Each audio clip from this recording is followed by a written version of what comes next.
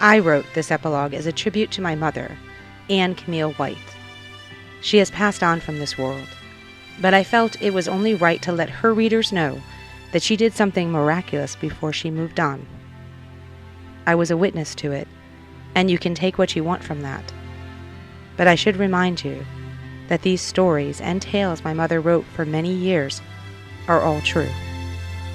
You can believe what you want, of course. It's always your choice, but I think in Haverhill House Asylum there is a little magic, and my mother was a part of that. Our entire family was a part of it, and we are still a part of it. So in a small attempt to continue our legacy, I will tell you her final tale.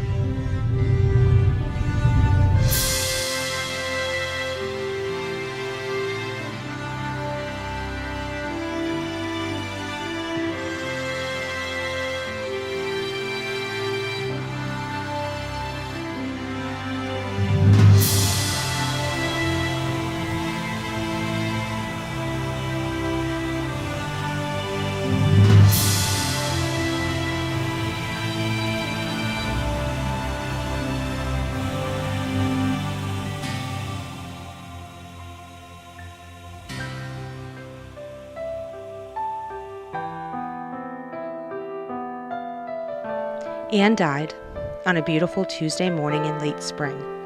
She had no intentions of staying any longer.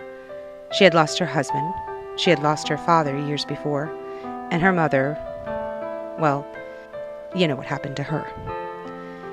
That day, birds were singing in the trees and clouds passed by in marvelous shapes across the blue sky. I could feel her spirit leave her body and float above us all. And I knew she wasn't going to the door. That beautiful, sunlit door that I saw as a child with my angel. Years later, Mom did explain who Camille Ann White was to me. However, I never stopped thinking of her as my angel. As I grew older, I always knew my angel watched over me, even if I didn't see her any longer. It was an easy transition, and my experiences with my great-great-great-grandmother Cammie will always be in my memories.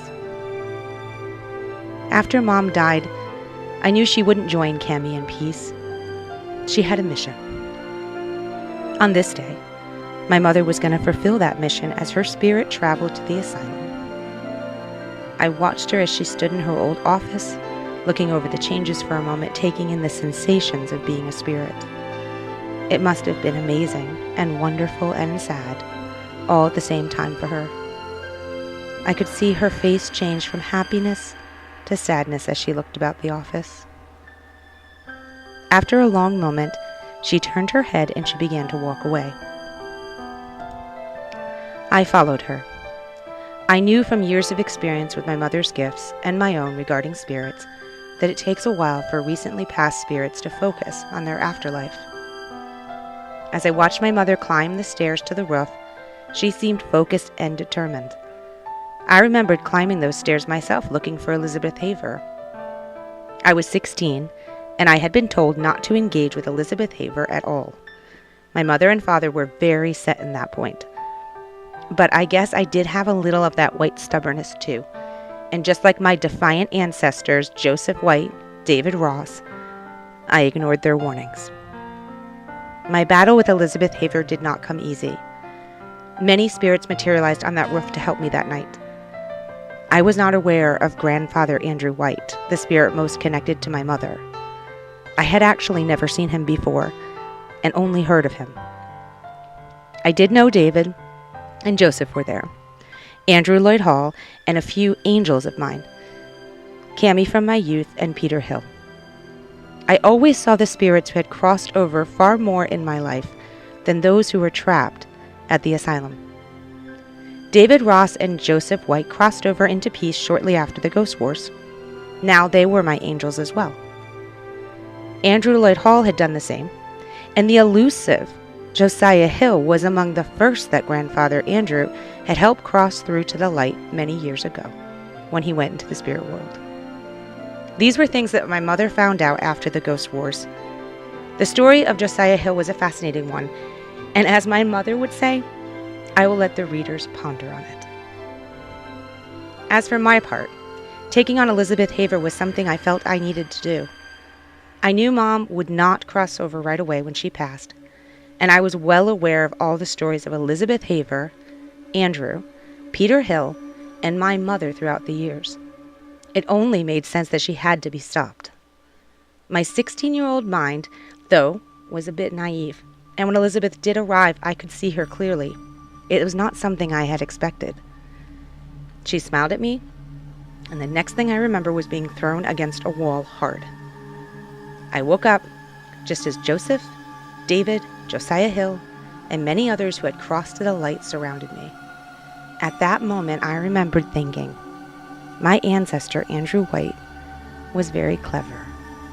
While Mother worked on the ghost wars from the living side, he was releasing spirits into the light. For this very moment. Everything my mother ever had written or said of him was actually true. Here they were, helping me fight a long-ago spirit. Elizabeth Haver clawed to get to me on that rooftop that night, but I never felt it. She reached desperately to take my spirit, but I was in a safe place, far from her desires. When I did walk towards her, I could actually see her crawling on the ground, hiding her face from the light surrounding me. There she was, Elizabeth Haver in all her glory, shrieking away from me. The thought confused me for many years, but now I understand what my angel Cami once told me. Living in truth brings forth love, and truth and love are the weapons against darkness. It was what Grandfather Andrew used to release the spirits, and it was what stopped Elizabeth Haver that night. The truth of her life and death overwhelmed Elizabeth on that rooftop. Andrew had shown her compassion in life when she came to him as a small child, and she had used it against him. My mother had tried to break her spirit, and she hid behind her father, Jack Haver, to escape that night. But there was nothing she could do to me, and she knew it. Right at that moment. She tried to use one of the boys from Jack's past to place in front of me. But she lost him and he crossed over. She tried several more spirits to threaten me with, to place them as shields from the light, but all were released into the sunlight. As I said, I never saw Andrew, but each time a spirit was released, Joseph and David looked toward him. I could feel it. Finally, it was just Elizabeth all by herself crying on that rooftop where she had once thrown herself from. This was the hardest part for her to face. The truth of that night, hundreds of years ago, when she was 16. You see, Elizabeth had come to believe the lies she created, and after she died and walked among the spirits at Haverhill, she blamed the spirits for her death, ever since she had awoken there. It was easy for her to believe that she had been pushed to commit suicide than to see the truth. As she lied there, huddled in a corner on the roof, I could see her pain. The truth she fought so hard to forget came back to her in waves of light. In her last effort to hold on to the lies resulted in her jumping off that roof yet again. Her spirit splintered into 1,000 sharp pieces of glass. At least that's what I saw. And it landed harshly on the grounds 5 floors below me. I cannot explain why they looked like glass, or why later when I checked on them, they were still there. Approaching my mother with this news was difficult as she scolded me for disobeying. But we did clean up the pieces carefully and place them in a bag, burying them far, far away from Lyman Falls. Elizabeth's spirit was never heard from again at Haverhill. My mother's final act as a transcendent was still yet to come, though. Crossing to the spirit world was only one part of her plans. You see, she was very much like our ancestor Andrew in that respect. My mother always had a plan. Well, most of the time. After Mom passed on, I was there that night on that same rooftop that had seen so much when my mother put her plan into action. As I said before, I could always see those spirits who had gone to the light, my angels, if you will. But on that night, when I followed my mother to the rooftop, I could actually see her as well. Maybe it was the connection of mother and daughter, or maybe it was just something I was supposed to see. So I could write it here and finish her story.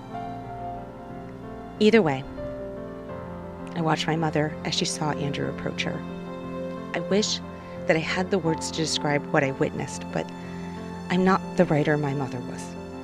All I can say is this: she was not wrong about anything she said regarding Andrew. There was a softness about him.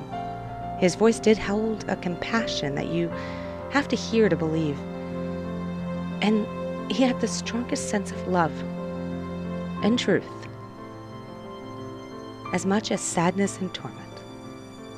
That is probably the hardest thing to describe in a book. I can only say the conflicts within him were strong, and standing there feeling it through him that night overwhelmed me.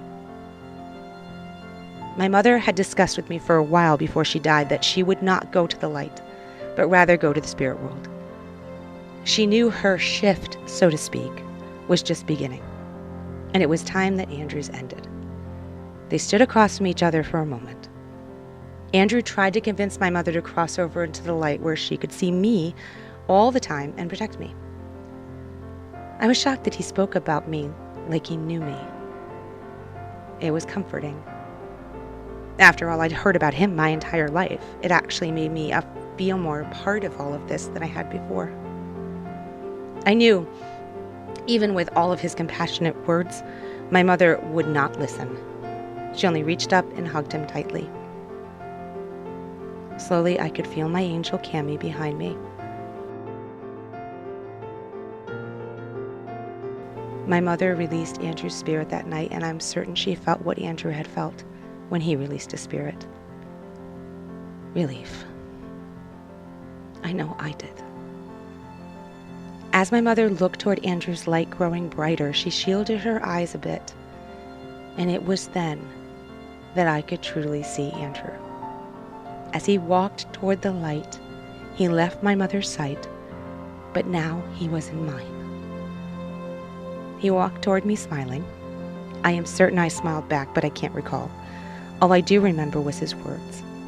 They were soft, but I heard them. Hi, Camille. I'm Andrew. Hi, I said back, not as quickly as I had wanted. He continued to smile toward me, waiting patiently. I didn't understand at that moment, but when my thoughts returned to me, I looked behind me and saw Cammie. She was smiling at me, and she turned her head towards her husband. I realized it was me who stood in between them. I was the one who needed to step out of the way so he could go home. It was at that moment that I understood the gifts I had been given. It was me who could block the spirit's path into the light. Elizabeth Haver's destruction was my doing, and if I wanted, I could block Andrew's path right now. That power overwhelmed me, but I quickly took a step aside. He smiled once more towards me. Thank you, he said softly, touching my hand gently as he passed. Sure, it was all I could say. It wasn't the most eloquent word, but it didn't seem to matter to him or Cammie.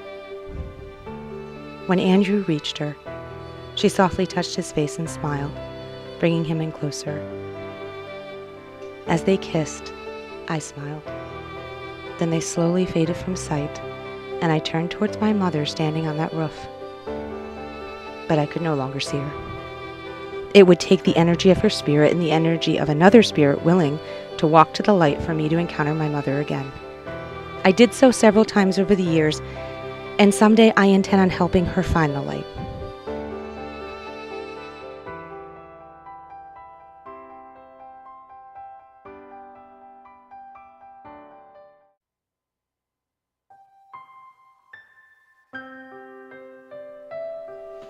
As for myself, I decided to marry outside of Lyman Falls. It just seemed like the reasonable thing to do.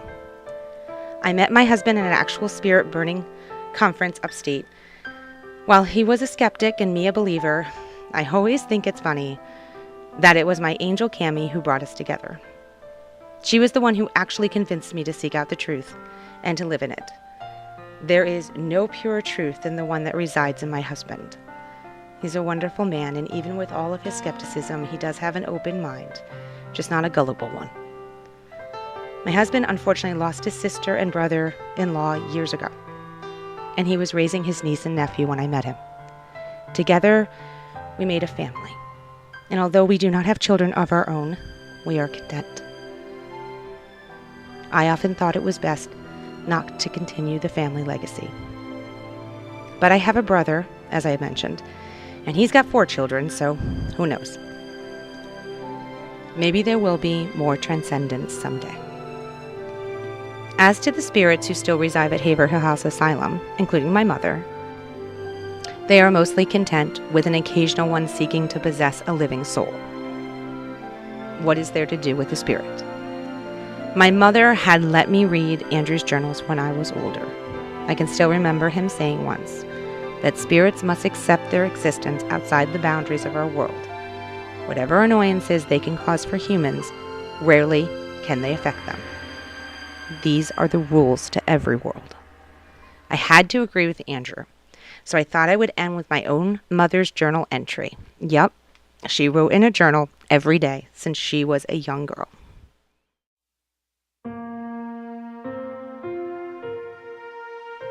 If you truly think about it, death is the only real truth.